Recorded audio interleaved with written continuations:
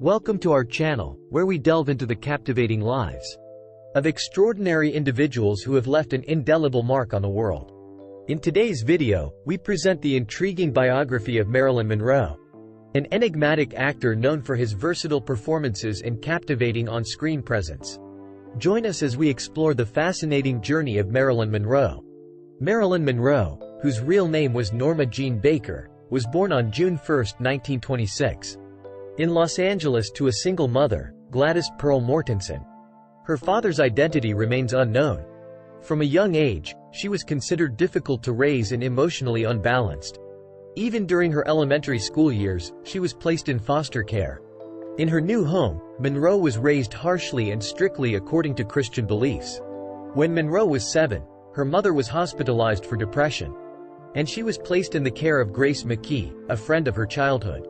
She was considered an orphan as her father's identity was unclear.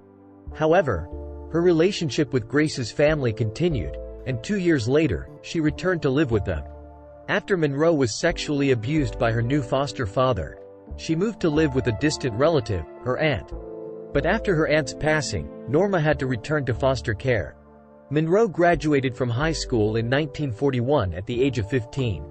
Since she was not legally of age but did not want to continue living in foster care, she got married at the age of 16 to James Doherty. When her husband was called to serve in World War II in 1943, she started working in a factory. To represent American women whose husbands were serving in the war, she was selected for a campaign to take photos for the military. She embraced the spirit of the times and the American flavor to the extent that she appeared in numerous military magazine covers. Marilyn Monroe felt confident in her job and sought a career as a fashion model in 1945. To respect the company's expectations, she dyed her hair blonde. Monroe learned how to pose. In a few weeks, she became the most sought-after model for the company under the name Norma Jean, appearing on countless magazine covers. In 1946, her first marriage ended. In 1948, she received her first film contract with 20th Century Fox. However, the film company didn't believe she met the standards for leading roles. Norma decided to use her mother's maiden name, Monroe, and chose Marilyn as her first name. During her 2-year contract, only 2 minor supporting roles were offered to her. In 1949, at Columbia, she played her first leading role in Ladies of the Choir, in which she also sang. Due to her career and her new friend Johnny Hyde, she underwent plastic surgery on her nose and chin. From 1951, she began working in front of the camera at 20th Century Fox, but still under a 7-year contract. Many of her signature films from this period were made with Monroe. She received her first leading role in 1953 in Niagara. In the same year, she celebrated her international breakthrough with How to Marry a Millionaire and Gentlemen Prefer Blondes, establishing herself as an American sex symbol. Despite starring in and bringing in millions of dollars with her performances, she was paid the lowest salary for a leading role at 20th Century Fox due to her monstrous character. In 1954, Monroe married baseball star Joe DiMaggio, who was 12 years her senior. Their marriage ended in divorce that same year. Her marriage to DiMaggio received significant public attention, partly due to the pressure and fame. Next came the iconic comedy, The 7-Year Itch, by Billy Wilder in 1955, featuring the famous scene of Marilyn's white dress billowing up from a subway vent, becoming one of the most famous images in film history.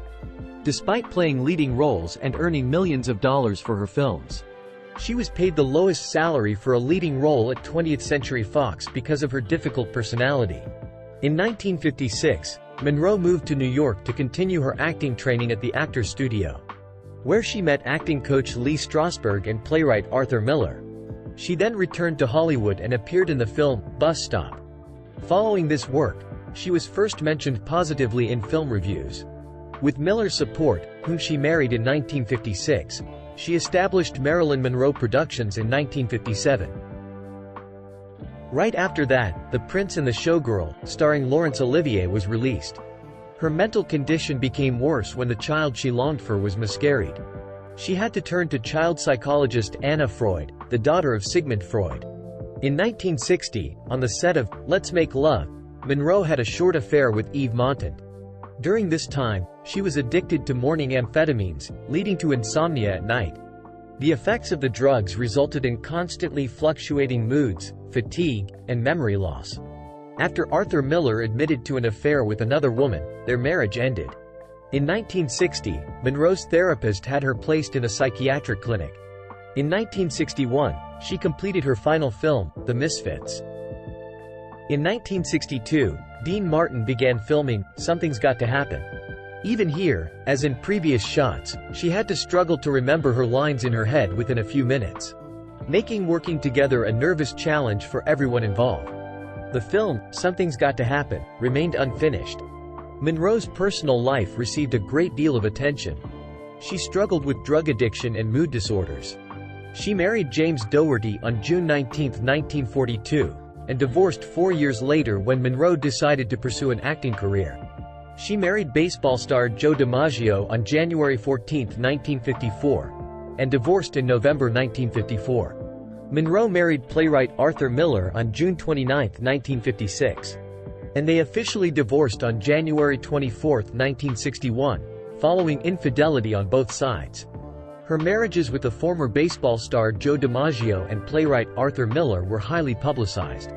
On May 19, 1962, Monroe appeared officially for the last time in front of the public, singing, "Happy Birthday, Mr. President," at a nationally televised birthday party for President John F. Kennedy at Madison Square Garden.